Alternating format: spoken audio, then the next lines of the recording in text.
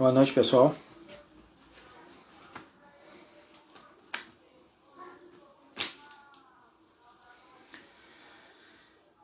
Estamos no aguardo, então, do nosso mestre Ricardo Batalha aí, para falar sobre o hatch.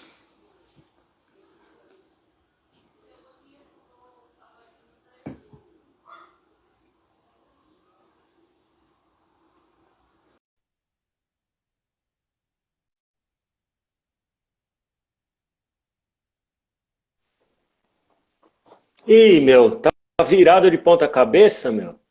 Tá virado. Como é que eu fiquei desse jeito? É impossível. Olha, ixi, agora fudeu. Sei nem como eu vou colocar, não sei como virou isso, meu. Que viagem. Nossa, eu sempre deixo desse jeito. Ah, sim, tá, dá pra ver? Tá, só que tá fora da câmera. Tá bem fora da câmera, Batalha. Meu, eu tô Tem vendo que, minha cara aqui certinho.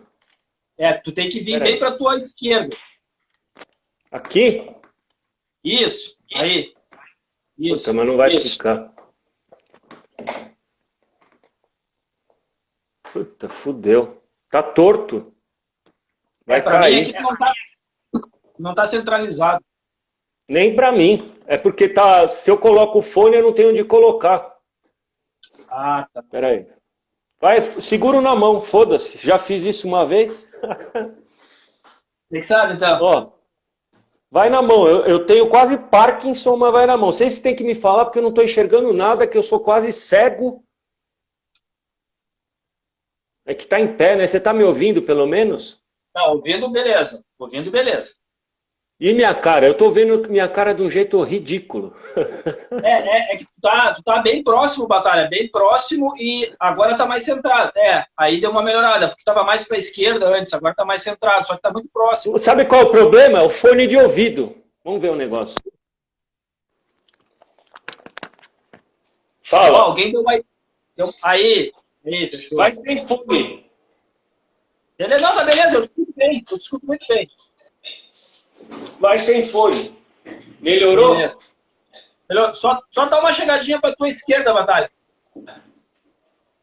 Não, direita, então, direita. Direita, pra tua direita, Pra minha esquerda aqui, que é a minha esquerda. Aí. Aí tá beleza. Nossa, pra mim tá horrível, mas pode falar que eu tô ouvindo. Beleza, então. Batalha, cara, primeiramente queria te agradecer por ter aceitado o convite para a gente trocar uma ideia sobre a carreira do Hatch. Eu acho que no Brasil talvez ninguém mais indicado do que você para poder falar sobre o Hatch, né, cara? Ah, E como, também, né? e também para dizer, cara, que para mim, cara, sempre é uma grande honra e satisfação poder falar contigo, porque eu sempre digo quando alguém me pergunta se eu tenho alguma referência no meio jornalístico, no meio da imprensa, cara, eu sempre cito três pessoas. Gastão Moreira, Ricardo Batalha e Fernando Souza Filho. Então, cara, é sempre uma honra e um prazer poder falar contigo. Obrigado, valeu. Foi legal mesmo. Beleza. Batalha, vou começar te perguntando o seguinte, cara. A gente já fez uma live há um tempo atrás, a gente falou sobre imprensa, sobre meio musical e tal. A gente conversou também sobre como é que foi que tu entrasse nessa de heavy metal, do mundo da música.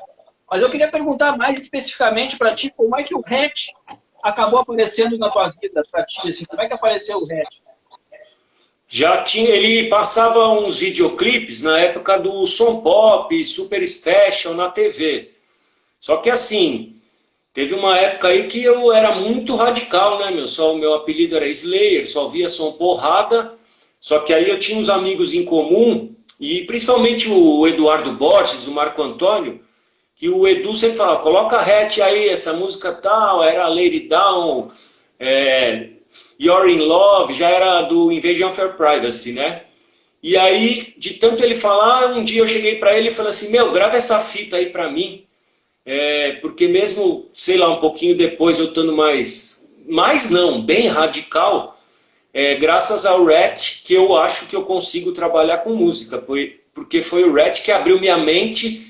Se eu fosse radical daquele jeito, só ouvir som porrada, eu não ia estar na Road Crew desde 94, ter trabalhado em tanta coisa nesse meio, porque ia ter uma cabeça muito fechada. Então, por isso que até já escrevi um artigo, e vou até reproduzir ele no meu livro, que tem o título Obrigado, Rat. E, Batalha, qual foi o primeiro álbum do Hatch que teve contato? Foi com Lay It Down e aí foi o Invasion ou foi o outro álbum? Não, já era do EP mesmo. Foi todos meio na sequência. O EP homônimo, né, Ratch, é de 83, o Out of the Cellar, que é 84, e o Invasion of Your Privacy, que é de 85. Então foi tipo esses três juntos. E não teve essa... Depois que o Edu gravou para mim, o Edu Borges, que é guitarrista também, eu fui já logo atrás na Woodstock lá e já comprei na leva que eles já tinham saído, e eu já peguei os três de uma vez. Eu não sou mais colecionador de nada, você sabe, não tenho coleção de nada, nada, nada, nada. A única banda que eu tenho itens é o do Ratch. Até tem uma guitarra com o desenho do Invasion of Your Privacy, que agora está na Music Maker do Ivan Freitas, que ele vai colocar um verniz nela para ficar como se fosse a pintura da guitarra, é um enfeite. E aqui em casa eu tenho toalha do Invasion of Your Privacy, almofada do Ratch. A única banda que eu tenho coleção assim é o Ratch, o resto eu não tenho. Já tive, mas hoje eu não tenho mais. E Batalha, falando agora diretamente assim do som da banda, né? Tu falaste que tu era um cara mais radical, que tinha um som mais extremo, né? Na época que tu começasse a ouvir o Hatch, assim. O que foi que te atraiu na sonoridade do Hatch? Foram as guitarras, foi a levada, foi o vocal do Pierce? O que foi que te chamou mais a atenção? Com certeza foram os riffs do Warren DeMartini e do Robin Crosby, foram aqueles riffs porque era um pouco diferente e ele tinha até um lance um pouco metal. O próprio EP tem faixas mais agressivas. Quando eu falo metal, assim, porque no começo de carreira deles, eles sabem, e muitas outras bandas americanas puxavam um pouco para aquela tendência do Judas Priest, né? Então o Ratch no começo ele nem o visual hard ele tinha. Eles usavam uma roupa meio parecida com do Judas, um pouquinho depois alterou essa parte também da concepção visual toda. E certamente foi por causa dos riffs de guitarra e depois o conjunto todo. As músicas eram boas, né? Tinha música rápida, tinha música com levada boa, tinha groove de batera, era cada coisa legal, solo bom. O Stephen Pearce eu sempre falo que ele é o melhor vocalista de hard, porque ele é ruim, mas ele é bom. Ele é identificável. Verdade, verdade. Falando um pouquinho agora, Batalha, da discografia da banda, né? Começou com o EP, auto-intitulado Ratch, em 83 ali. E ele foi lançado de uma forma independente, né, cara? E esse EP chamou a atenção da Atlantic, porque vendeu 100 mil cópias. No momento, né? 1983, era um momento que aquela cena estava começando a efervescer. Mas o Hatch, eu acho assim, ele é o contrário das outras bandas, cara, daquele momento, ele tinha um diferencial que não era nem assim, não dá pra dizer que o Hatch era uma banda tão crua. Quando a gente pegar o primeiro do Motley Crue, é um som mais cru. Já o do Hatch já não tem isso. E eu acho que isso tem a ver com o DeMartini e o Crosby, né? Isso, e é assim, tem um lance que naquela fase do hard do início dos anos 80, algumas bandas já pegavam por aquela coisa crua, herdada do punk, do glam rock dos anos 70, que depois convencionou a chamar de sleaze. E o Hatch nunca teve essa parte. O Motley no primeiro tem muitas bandas que tem, o Poison tem, Faster Pussycat tem. Então o Ratch não tinha, ele era o hard total com um pouco de metal. E aí que foi desenvolvendo o estilo da banda. No começo, bem no comecinho lá, né, o Stephen Pearce tinha o Crystal Pistol, que depois virou o Mickey Ratch, que é um nome inspirado em quadrinhos, uma história em quadrinhos. Aí eles encurtaram o nome para Amy Ratch e depois para Ratch. Quem estava nessa época era até o Jake Lee, passou pelo Mickey Ratch antes de ser do Ozzy. E eles tinham foi uma junção de várias bandas, que era o Macmeda, Phenomenon e Secret Service, que era do Robin Crosby. Inclusive eles tinham um demo gravado até I'm Insane, tem músicas dessas bandas que depois foram pro Ratch, e tem músicas da época do Mickey Ratch que foram pro Ratch e depois para carreira solo do Stephen Pearce e até pro Arcade, que é o projeto dele pós-Hatch, o primeiro. Eu tava dando uma olhada hoje, Batalha, e o embrião do Hatch, ele se formou em 76, né, cara? 76, ali na cena mais ali, digamos assim, quando o Kiss estava lançando Destroyer, Rock and Roll Over, tava naquela vibe ali, e foi trocar o nome realmente para Red, foi no EP, né, quando eles gravaram o EP e estabilizou a formação da banda. Chamou a atenção da Atlantic, porque vendeu mais de 100 mil cópias, né, naquela época, para pensar, 100 mil cópias. E com isso eles assinaram o contrato para gravar o primeiro álbum, que foi o Out of the Cellar, que para muitos é o melhor álbum do Hatch. Eu já acho que é o que vem depois, é o que vem logo na sequência, mas é um álbum recheado de clássicos, né? Qual é a tua opinião sobre esse primeiro álbum full do Hatch? Então, eles repetiram. O lance do EP é que eles estavam muito bem ao vivo na época e foi um olheiro da Atlantic ver o show da banda.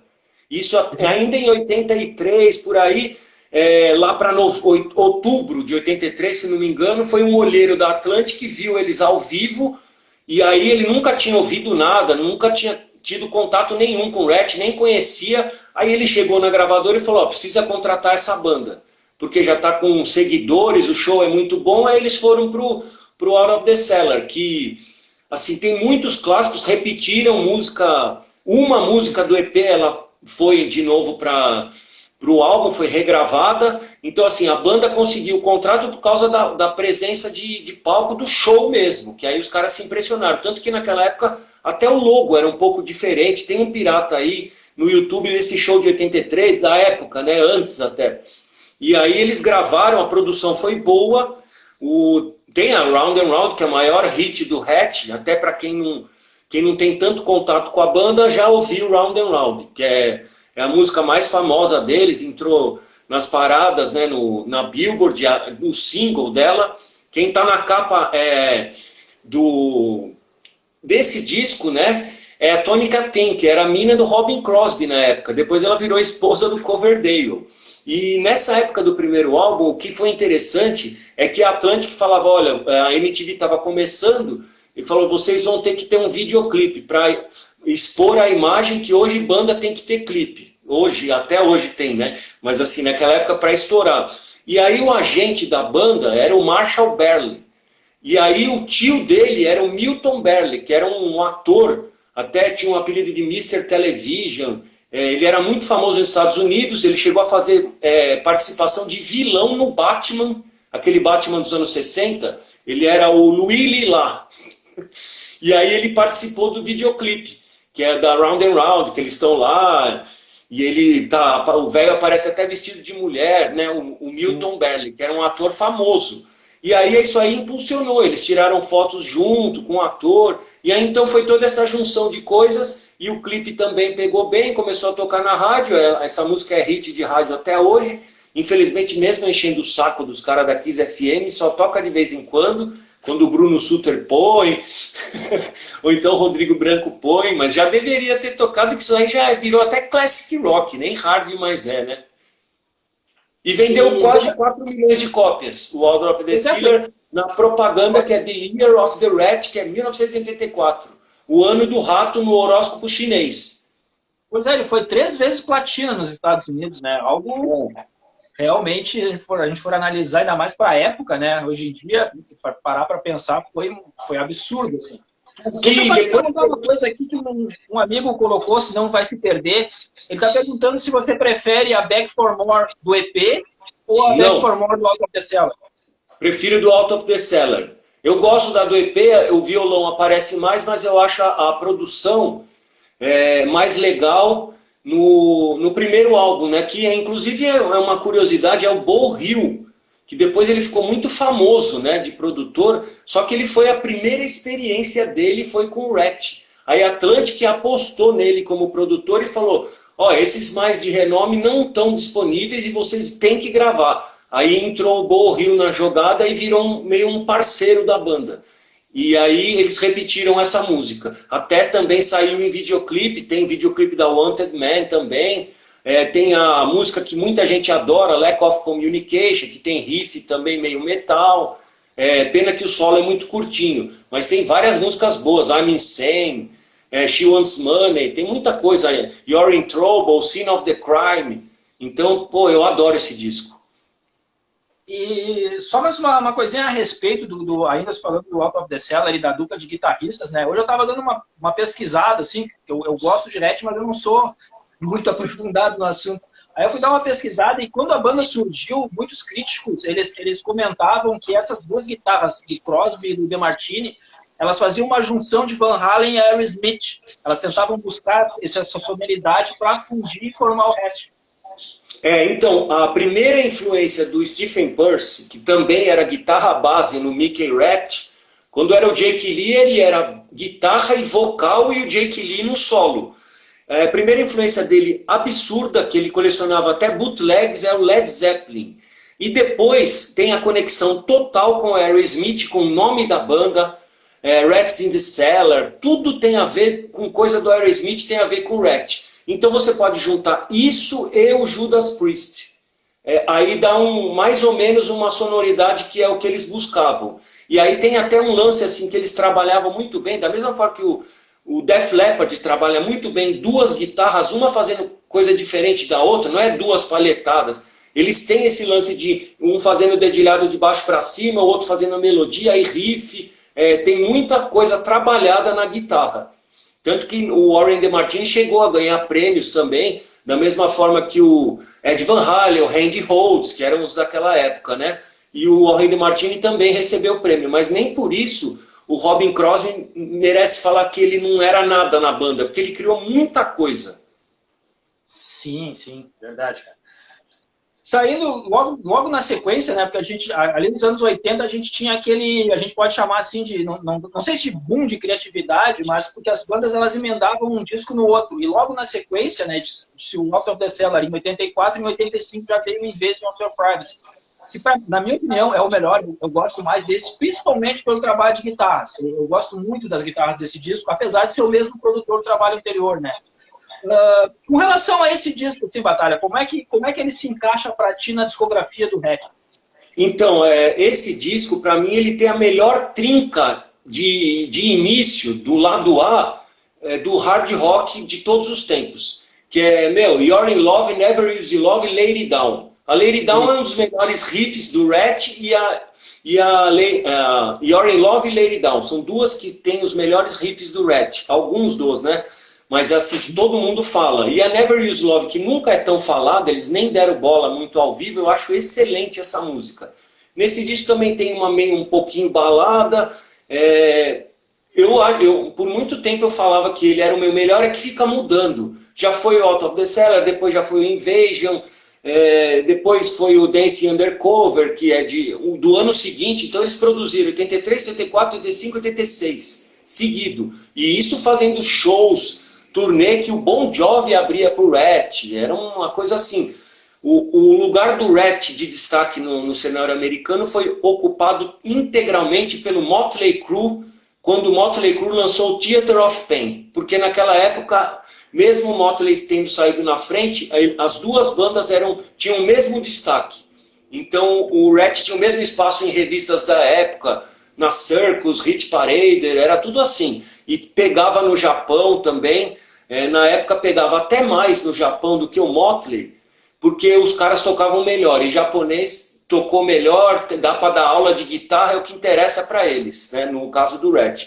E uma performance ao vivo, todos se destacavam, quando eles tinham gás total, não exageravam ainda em drogas, essas coisas. E tinha o Juan Croucier, né, que é um puta de um vocalista, um baixista excelente, tinha uma performance de palco absurda, tinha os movimentos dele. Então você imagina é uma pena que eles nunca lançaram nada ao vivo, oficial. Eu ia comentar contigo, a gente não tem nada ao vivo do Hatch, é algo inexplicável até para o sucesso que ele fez naquele período, né? Então, a gravadora ficou pressionando essa época inteira para eles fazerem música e lançar disco de estúdio. Mas às vezes você até assiste coisa deles no Japão, não era Kombi ainda, era lotado. Tá? O Stephen Pearce não dava na trave no vocal, sabia agitar, era perfeito. Tem uma dica que eu dou, que tem uma compilação em DVD com todos os vídeos do Ratch, que saíram desde o começo, desde a época do EP, e depois passando por todas as fases. Aí você vê a produção, aquela produção bem pequena, tocando num palco, vai só o backdrop escrito Ratch, aí vai aumentando. Aí você vê o quanto a gravadora também estava investindo na banda, que estava apostando nos caras. Até chegar na fase, sei lá, do Reach for the Sky, um palco gigantesco, Detonator, palco gigantesco. Então, assim, o Bon Jovi abria pro Rat. Aconteceu isso. Até falando um pouquinho ainda falando do Invasion, né, cara, eu tenho, como tu falasse ali, You're in Love, pra mim, tem um dos riffs, assim, que, cara, não dá nem pra chamar de hard, ele já é um hard heavy, muito mais próximo do heavy rock do que do hard, né, cara? E também no Invasion tem uma das minhas músicas preferidas, que eu fico muito puto quando eu vejo o pessoal falar assim, o Hatch, as músicas Hatch. Ninguém fala de Show By Now, eu acho do caralho essa música, eu acho dessas músicas sensacionais, cara. E ninguém fala dessa música, cara. Eles não tocam tanto e tem aquela Dangerous But Worth the Risk que eles tocam ao vivo. Essa daí eles tocam. E tem até Between the Eyes que eu gosto. Tem um monte de músicas assim. Eu até cheguei a tocar no Cisânia. Eu fiz um show aqui, até perto da minha casa, num colégio, e a gente tocou Rat. What You Give is What You Get. Foi a única vez que eu toquei Rat ao vivo com uma banda. Só que aí, naquela época, não tinha esse lance... A gente misturava mesmo, tocava cover do Metallica, do Iron, do Rat, e não tinha tanto assim. O pessoal ainda não chegava e ficava, nossa, como mistura tanto, Ozzy, sabe, Sabá, beleza. Então, uma vez eu toquei mesmo. Ainda falando, né, Batalha, foi nessa época que saiu o primeiro vídeo do Hatch, né, que juntou ali os três álbuns, né, com o vídeo saiu o Hatch The Video. Saiu nessa época também, né? Isso, então, por isso que eu dei a dica do outro, eles têm até um outro vídeo do Detonator, da fase Detonator, né, que é de 90, e daí eles têm essa compilação que é a que vale, em DVD, que tem tudo. Ele pega desde o começo, aí entra esse The Videos, Rat The Videos, o Detonator, que, todos assim, aí você vê bem a evolução da banda, a produção, e dá quando... aí você dá um sentimento depois que... Teve aquela coletânea 81, 91, né? E aí já não tinha mais o Robin Crosby. E os caras tinham entrado em trilha de filme. E aí aquele clipe, puta produção legal na praia, com cenas do filme, e já não tá o Robin Crosby. Aí você vê assim, acabou, mas a banda ia seguir essa linha aqui, que já ainda fez sucesso, né? Mas aí não deu mais jeito. Olha, né? E também, ainda buscando ainda mais um pouquinho sobre essa fase aí de 85 ali, esse álbum ele foi platina duplo, né? Ele vendeu um pouquinho menos que o Out of the Cellar, mas em compensação fez o Hatch tocar no Monsters da Inglaterra nesse ano. Né? Eles foram para o Monsters da Inglaterra e foram para o Japão também. No Japão saiu... não saiu o vídeo, mas tinha, sabe, Tourbook, revista promocional, eles fizeram um monte de entrevistas, participaram de programas de TV e tocaram no Monsters of Rock também na Europa. E no Japão ali já estava estourado, porque o japonês começou... Foi tipo como se fosse o começo do Queensryche, que antes de ter o The Warning, os caras já tinham tocado no Japão, por causa do EP. Então o Rat aconteceu mais ou menos isso. E certeza que é por causa das guitarras e do conjunto, né? Do ao vivo mesmo. Sim. Depois, né, Batalha, na sequência veio o Dancer Undercover em 86. E, cara, eu até fiz uma brincadeira. Quando eu fiz o flyer aqui dessa nossa live, eu coloquei Ricardo Batalha e a carreira do Hatch. E o Fábio Hoffman, guitarrista da Hardon, ele colocou assim, tá, mas isso é uma referência à carreira da banda ou às carreiras que a banda usava? Porque é uma brincadeira, né? Porque cara, vou te ser bem sincero, eu fui reparar que na capa do disco, os rostos deles eles estavam separados por linhas de coca, porque o Tarcísio Chagas, meu amigo, falou. Eu nunca reparei nisso, sinceramente, eu nunca tinha reparado. E aí, quando o Tarcísio me falou, eu olhei e disse, puta merda, realmente são linhas de coca ali. Nessa época, a banda já tinha mergulhado de vez, né, nas drogas. Tinha droga, álcool, e depois o que estragou mais foi o lance da heroína, né, com o Robin Crosby, que aí pegou pesado mesmo, porque aí ele começou a já não dar conta da parte de tocar ao vivo, que foi até esse problema de drogas e álcool, o que pegou na época foi, eu diria que foi tipo preparar as músicas do jeito e gravar, porque aí o Juan Croucier brigava muito com os caras, que ele sempre foi meio perfeccionista, isso tá fora, tem que arrumar isso, o produtor vinha e dava ideia. Então começou as brigas mesmo em estúdio. em pré-produção e na época das gravações. Isso foi começando a piorar até chegar a ponto de afetar a performance, que estava tudo cravado por enquanto. Aí começou depois de um tempo. Não foi tanto no Dance Undercover, que ali não tinha dado tempo ainda de você ficar tão mal assim.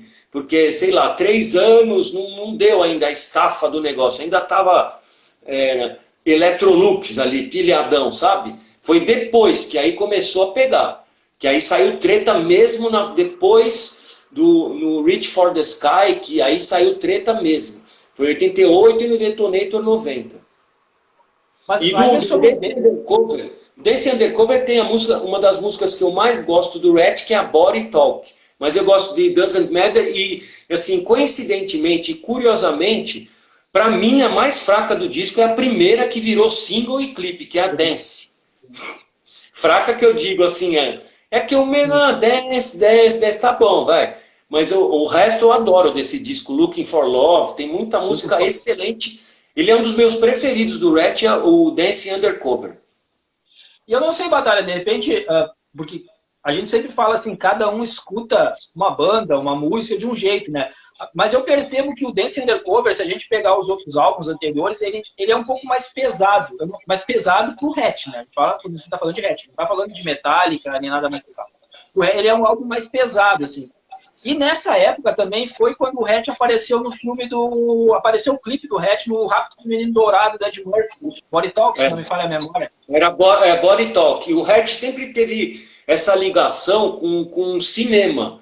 Então, assim, tem trilha de filme com o Hatch, isso sempre teve ao longo dos anos, e tem a Body Talk nesse filme, Rápido do Menino Dourado, né? E também aparece, se você vê uma linda mulher, no quarto delas, atrás da cama tem um pôster do Hatch. Quando eu entrevistei o Stephen Pearce ou o Juan Croucier, agora não me lembro para qual dos dois que eu fiz a pergunta, eu falei para eles.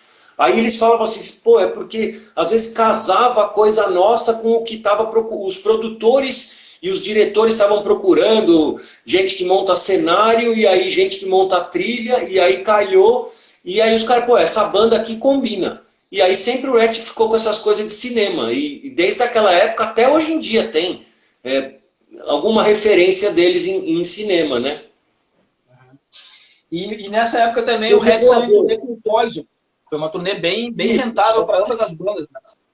Isso, depois teve, com eles não teve tanta amizade assim, eu acho. Eu acho que eles, se juntar essas bandas, poucas assim ficaram muito amigas, porque era tanta loucura que ou você fica amigo ou sai alguma coisa zoada junto, né? Mas assim, fizeram a turnê com o Poison, imagina na época, aquilo lá devia ser festa total. O Bret Michaels, o pessoal pensa que ele é louco igual, mas não é não. O que ele vai pro camarim lá é porque ele tem diabetes, então ele toma oxigênio e tal, não é que ele é muito louco. Ah, esse cara tá passando mal, precisa de oxigênio. Mas os caras do Rat eram, né? Com bebida, droga. Não digo todos, mas tem os que pegavam mais pesado.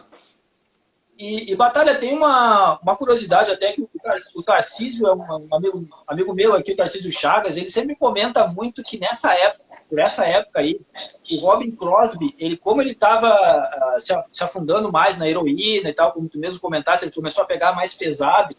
Mas o Tarcísio, ele comenta que muito disso pode ter se dado em conta que o Bo Hill, ele meio que priorizava o DeMartini ao invés do Robin Crosby na hora de focar as guitarras. Será que tem alguma coisa a ver isso, assim, de realmente dar uma prioridade para o DeMartini ao invés do Robin Crosby?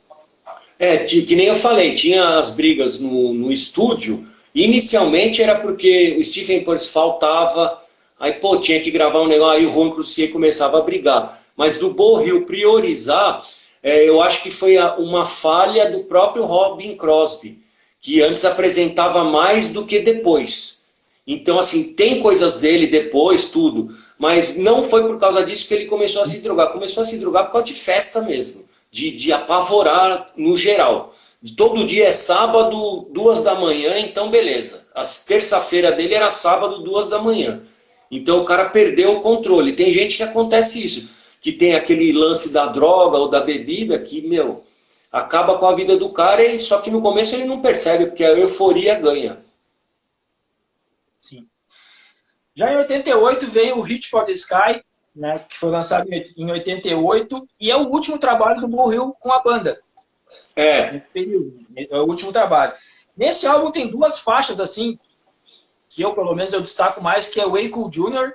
e I Want a Woman, que são as faixas, acho que mais se destacaram até pelos vídeos, né, que rodaram bastante, apesar de terem outras faixas. Mas uma coisa que chama Chain Reaction também. Essa foi a melhor música. Para mim, a melhor música. Se tornou a melhor música do Ratchet, Chain Reaction.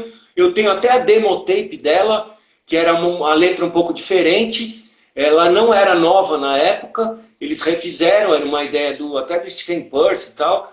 E eles refizeram essa Chain Reaction, que é uma das minhas preferidas. Não é devagar, não é melódica igual as outras que você falou, não tem metais, que nem o Way Cool Jr., que saiu o clipe. Nessa época dá para ver bem o lance, por exemplo, no clipe da Way Cool Jr., você vê a produção de palco já era gigantesca.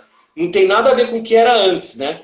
Aí você vê, porra, olha o tamanho do palco que os caras estavam usando. E a gravadora estava metendo bala, até então estava metendo grana, porque sabia que podia pegar. Verdade, cara. E uma coisa que chama muita atenção, cara, pelo menos quando eu vejo assim, é a capa do álbum, que é uma capa completamente, digamos assim, sem pé nem cabeça. Eu não consigo ver ligação nessa capa, assim. Até procurei ver se tinha declaração de algum deles. Aí parece que o Steve Pierce falou algumas coisas relacionadas a uma música. E parece que na primeira concepção de capa, a estátua estava com os seios à mostra. E aí eles voltaram atrás, porque senão as lojas não iam vender e tal. E é uma capa que realmente ela não chama a atenção, assim, eu quero ouvir esse disco, né? Ela é assim, porque a outra, se você for pegar, por exemplo, Dance Undercover, é a foto dos caras. E como na época de hard sempre tinha algum disco a foto dos caras, beleza, mas pô, a do Invasion era aquela modelo lá que foi coelhinha da Playboy na capa, teve uma concepção de foto. A outra era a perna da Tênica, tem aquela perna que está subindo os ratos também, era da Tony Cartinha. Então assim, aí nessa foi um desenho aleatório. Eu acho que eles não tiveram nenhuma participação, tanto que o lance de seio é gravadora. É que nem se for perguntar para o Black Sabbath, eles não sabem nenhuma capa. É tudo a gravadora que colocou. Por isso que no caso do Black Sabbath, eles não têm nenhum logo oficial. Cada disco é um logo. O do Ratchet não. Pelo menos o logo é aquela concepção desde o começo de carreira. Mas essa capa eu também sempre achei estranha. E tem muita gente que não dá bola tanto para o Reach for the Sky. Tem a City to City, sabe? Umas músicas assim que eram até antigas, tem coisas que eles refizeram e coisas bem novas. Tipo o Way Cool Jr., aquele lance de botar metais, isso está na cara que foi da produção. E assim, é um disco que eu acho que as pessoas precisam até descobrir, viu, meu? Porque tem, por exemplo, além da Chain Reaction que eu adoro, tem outra que eu adoro, é Bottom Line. A Bottom Line é muito legal, e tem, para quem gosta de balada, Ratchet não é tanto de balada, mas tem aquela I Wanna Love You Tonight. Então, assim, eu acho que as pessoas precisam redescobrir esse disco, que vale a pena, lógico, né? Eu sou um que eu confesso, cara, que o Reach for the Sky e o Detonator, eles não são álbuns assim que eu costumo ouvir. Eu fico até ali, o Dance Undercover, eu curto pra caramba, mas esses dois que vêm depois, eu pincelo algumas músicas ali, eu busco uma e outra pra ouvir. Assim, eu nunca dou uma sequência pro álbum quando eu vou ouvir isso. Eu confesso que realmente eu também não sou dessa turma que mergulha no álbum. Não, isso aí é normal. Não é tanta gente que fala desse disco, não. Eu sempre falo porque tem a Chain Reaction e essas que você citou que viraram um videoclipe, né? E aí em 90 veio o Detonator, que aí já tinha uma mudança aí de produção, né? O produtor mudou. E a banda chamou o Desmond Child, que é um dos maiores, digamos assim, hitmakers do mundo pop, hard, do mundo comercial, das músicas comerciais, que se tem ideia, tanto que até o Bon Jovi participa desse álbum também. Né? O John Bon Jovi participa.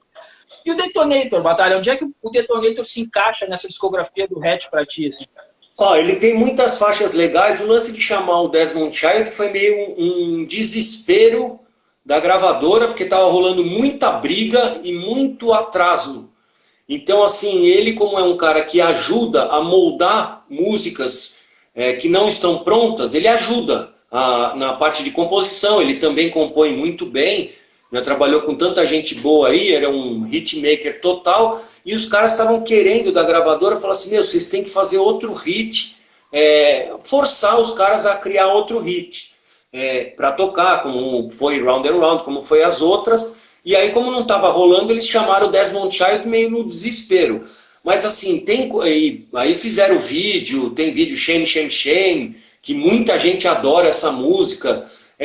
Eu gosto muito do Detonator, da Hard Time, e gosto de uma meio até antiga, que é a Top Secret. Essa também tem uma versão demo.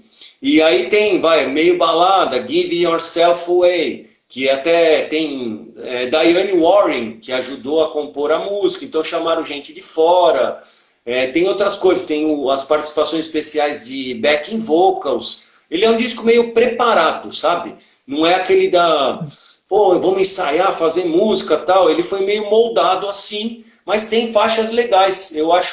Eu prefiro outros, mas esse ainda tem aquela veia do Rat, até do Hard and Heavy, na Top Secret, Shame, Shame, Shame, que muita gente adora. E tem já colocando lá Can't Wait on Love, Giving Yourself Away, aquela coisa melódica que trouxe do Reach for the Sky. É mais pressão da gravadora. Quem brigou muito nessa época do Detonator foi o Juan Croucier. Brigou muito com o Stephen Pearcy por causa das vozes, de dobrar direito. Ele ficou brigando porque ele achava que o Stephen Pearcy não estava fazendo legal do jeito que tinha que ser feito. Isso é uma das coisas no Hatch que a gente percebe assim, ao ler um pouco da história.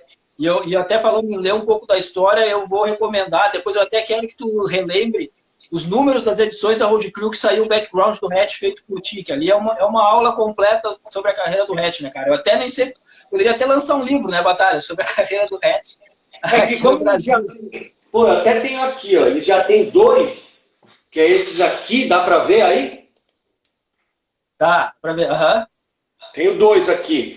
Como eles têm 2, ia ficar até fora, mas eu poderia fazer coisa do Rat, assim, com detalhes, né? Até coisas de entrevista, que aí cada um é Bob Blossom e Stephen Pearcy, cada um fala do seu jeito, conta a sua história pessoal.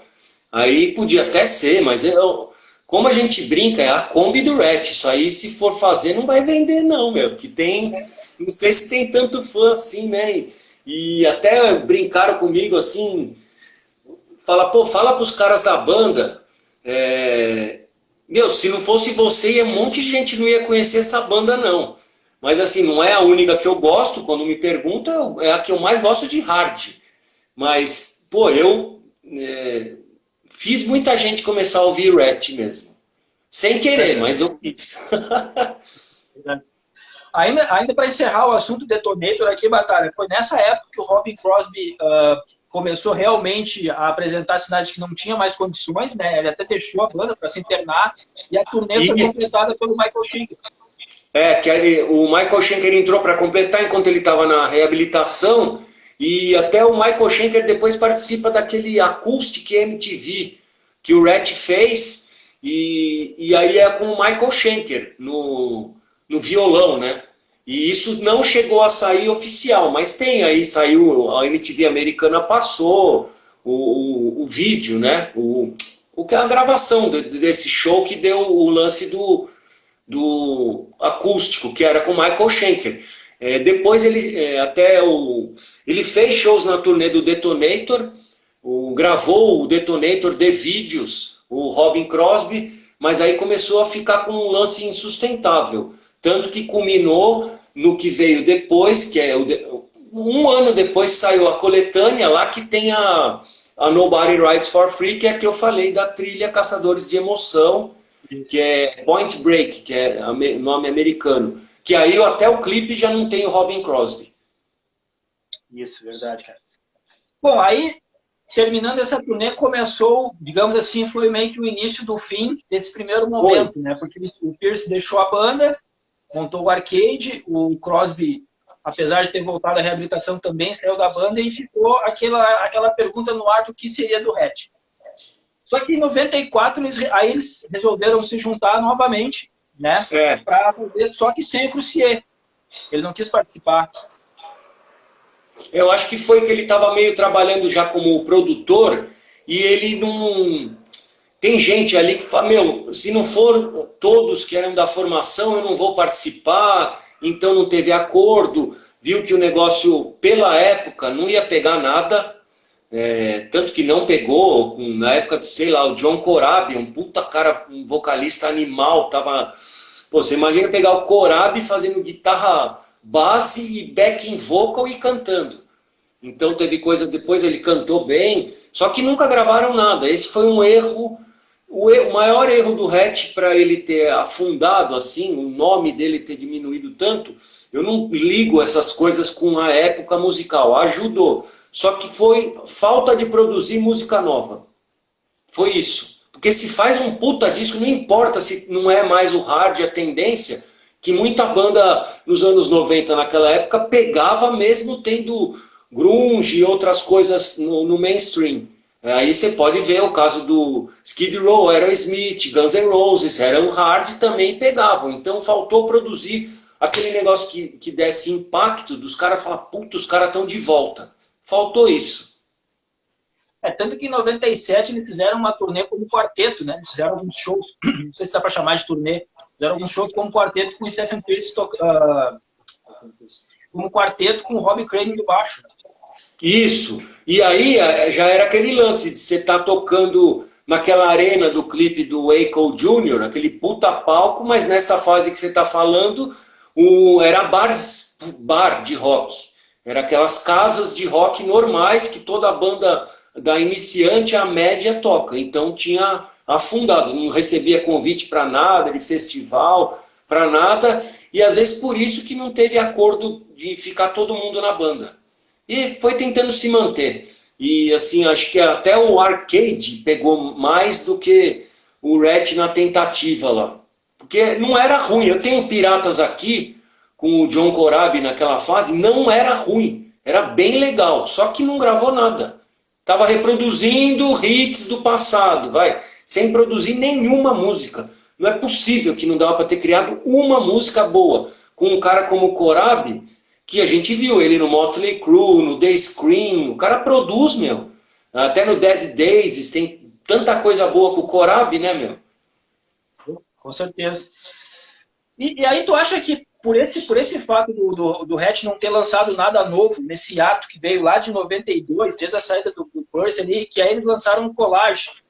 Nossa. E é realmente uma colagem que é lá dos B, outras versões alternativas, músicas antigas ali. Foi para tentar manter o nome do Hatch em evidência ainda no mercado?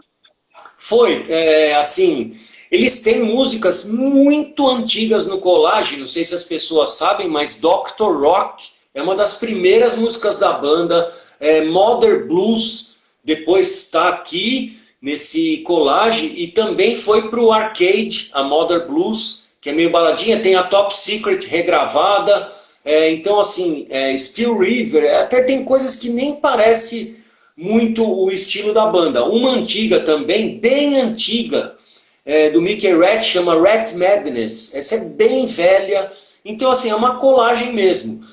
Tanto que tem lá se você pesquisar mesmo, aí tem todos, quem que fez, da onde veio. Lembrando que assim, no começo de carreira, o Juan Crucier, que é tão importante pro Rat, ele era do Dokken, era outro baixista na banda. Então assim, tem coisas que ele fez depois, tem coisas antigas que ele nem participou, mas porque ele veio do Dokken, né? Sim. E aí, em 98, eles assinaram com a Sony, né, no momento, digamos assim, talvez até, não sei se dá para dizer que era um momento errado, a gravadora certa no momento errado, talvez, porque aí veio o álbum auto-intitulado Rat, né, cara? E aí eu queria a tua opinião sobre esse álbum, Batalha, sobre o Rat. Então, esse disco e ter assinado na época Sony era subsidiária, acho que era Portrait Record, não sei. Mas assim, foi porque estava tendo muita turnê de retorno de banda de hard junta. Aí eles estavam se juntando, as várias bandas de hard se juntando, e aí eles viram a oportunidade e falaram assim, deixa eu colocar o Rat na ativa de novo, mas assim, era um quarteto, Na época, esse disco ele não tem a pegada visceral, aquelas coisas meio hard and heavy. A música que eu mais gosto é a Live for Today, inclusive a letra, e um dos coautores dessa música é o Jack Russell, que era do Great White, vocalista. Então tem músicas que o produtor, o Rich Zito, assina junto, sabe? E não é para mim não é um dos preferidos. Essa música, para mim, se fosse destacar uma, é Live for Today, que eu escuto direto, acho muito legal. Uma das, assim, mais que foram trabalhadas, que também tem a participação junto do Jack Russell, chama Breakout. Essa também é legalzinho, mas não é um disco do Rat, que era o Robbie Crane no baixo, e era só o Warren DeMartini, mostrando um outro lado dele. Uma coisa meio, não sei, meio blues, meio rock anos 70, alguma coisa assim. Não é ruim, mas não é meu preferido, não. Esse período aí, Batalha, entre o lançamento do Rat até a morte do Robin Crosby ali, ele foi um período bastante turbulento, digamos assim, e como é que eu vou falar? Eu não vou dizer que ele seja um momento que dá para deixar para lá, mas é um momento assim que não acrescenta muito, né, para a banda em si, para a discografia nem se fala porque eles não lançaram mais nada nesse período, mas para a história da banda em si, porque foi um entra e sai de músicos, né? O Kerry Kelly tocou na banda, Dizzy Pearl também entrou, então foi, digamos assim, uma verdadeira putaria naquele período ali, entrava, saía, era uma festa, né? Não, aquilo lá, o que deu início assim, de falar Kombi, quando eu falo Kombi, isso aí já virou Kombi, era aquela época. Porque ali já virou zona mesmo, era só para tentar manter. Tanto que você vê que depois o Stephen Purse começou a dar mais ênfase na própria carreira solo dele e desencanou de compor coisa para o Rat, e isso durou muito tempo até o Infestation, que aí que voltou a compor mais assim, eles mesmos fazendo música, que veio aquele estilo antigo. Só que aí você vê, por exemplo, o Infestation, eu acho o disco animal. Mas aí, por exemplo, o Stephen Purse já não é mais o mesmo vocalista. Ele já está com aquela voz bem rasgadona, que até combina, que foi uma bela produção na época, mas assim, você vê, demorou... isso daí é de 2010. Olha quanto a banda fez depois. Lançou, a Eat Me Up Alive é meio Judas Priest. É o que eles eram no começo. Então eles resgataram umas coisas assim. Aí tem lá o lado podrão, Take a Big Bite, tem umas músicas assim meio, A Little Too Much é meio lado melódico. Tem várias músicas legais, mas olha o tempo que demorou. E depois disso, a gente está em 2021, teve um monte de papagaiada, depois tocou aqui no Brasil em 2013 e tal, aí desmantelou tudo, aí virou briga judicial, Bob Blotzer contra Warren DeMartini, contra Stephen Purse, contra Juan Croucier, mas é uma brigaiada que aí aí já virou a Kombi com pneu furado, aí ferrou tudo. E todas essas tentativas caem naquela coisa que eu falo, quando os caras se reuniram, vamos fazer de novo um disco, tal, tudo bem que o Infestation não é o Croucier, ele entrou depois que Robbie Crane saiu, mas olha o que saiu. Os caras se juntaram, vamos gravar. E aí nunca mais fizeram isso, inclusive agora que o Stephen Purse pegou e falou assim, eu desisto, vou fazer outro da minha carreira solo, porque eu não sei o que acontece. Me enterraram o sapo lá no negócio que não sai música nova. 2010, nós estamos em 2021, pô. E o Juan Croucier, quando eu entrevistei, ele falou que tinham músicas novas. Foda, né? Falando do Infestation, né, Batalha, ele começou, quando ele foi lançado, ele foi muito bem recebido, que ele ficou em terceiro lugar, né, cara, na parada da Billboard ali, no top, não, terceiro lugar mesmo, 30º lugar no top 200, que é uma baita de uma posição se a gente parar para pensar a época, né, como tá a situação com o hard rock. Sim, é pela época. E quando foi perguntado para o DeMartini a inspiração para esse álbum, ele falou que eles queriam voltar, pelo menos resgatar aquele espírito do Invasion e o Out of the Cellar nas guitarras. E, o Infestation dá para colocar, eu acho, talvez ali no top 4 do Hatch, entre os meus álbuns favoritos. E ele, além de resgatar isso, tem a coisa crua do EP, né? Daquela pegada de, vamos fazer como era no começo. Acertaram, apesar de não ter o Cavazo e não ser o Robin Crosby, e ser o Robbie Crane e não ser o Juan Croucier. mas tem aquela pegada, tanto que eu falei, a primeira música é aquela linha do Rat Hard com Judas. Acertou perfeito. Riff legal. Aí quando tocou no Brasil, ainda a gente pode considerar que era a turnê do Infestation, né? Porque foi um pouco depois. Falando desse show no Brasil, Batalha, eu lembro, cara, eu não lembro se foi pela Road Crew, pela resenha, ou se foi numa coluna que tu escrevesse, né? E aí eu queria que tu relatasse pra gente como assim, é um dos caras, um dos maiores fãs de hatch no Brasil, um dos caras que mais conhece. E aí tu vê ali a banda tocando, claro que não era aquela formação lá com o Bob Crosby, não era no auge da banda lá nos anos 80 e tal, mas era o hatch ali na tua frente, aqui no Brasil, num festival. Né, cara? Como é que foi a sensação de ver a banda no palco ali, Batalha, de perto, assim, ver aquela banda na tua frente ali? Eu estava no palco, aquele festival, eu trabalhei de imprensa, ajudei até nos comentários lá do Jimmy London para a Multishow, fui eu que mandei todos os dados para eles. Então estava trabalhando bem aquele dia, né? Fiz entrevista com o Rat aquele dia, com outras bandas, e cheguei a ver o show do Dokken no palco, coisa que nunca acontece, e o do Rat eu vi bem na cara do palco. Eu confesso que eu tive que me segurar, porque assim, eu estava trabalhando, mas eu não queria estar lá só trabalhando, porque eu sou muito fã de uma banda que demorou 30 anos para eu assistir. De 83 a 2003, foi difícil nunca ter visto essa banda, então eu me segurei, e assim, algumas músicas até faltou pouco para me emocionar mais. Eu estava vendo o show junto com o Edu Falaschi, a gente estava bem na pista, bem na frente, depois a gente foi mais para perto da mesa de som. Eu lembro que aí acabou o show, teve coisa que virou Kombi lá do Stephen Percy e tal, mas, me contentei com aquilo, foi bem legal. Eu virei para o Muniz, que organizou, né, da produtora, eu só consegui falar para ele, muito obrigado. Aí peguei e saí e fui para o outro lado. Aí ele, eu sabia. Mas assim, eu me segurei mesmo. E aí depois que acabou o Rat, tinha lá as tendas, né, muitas barracas, vendendo merchandising, bebida, comida e tal. Eu lembro que eu saí, aí tinha do Manifesto, que eu trabalho lá desde sei lá quando, muito tempo.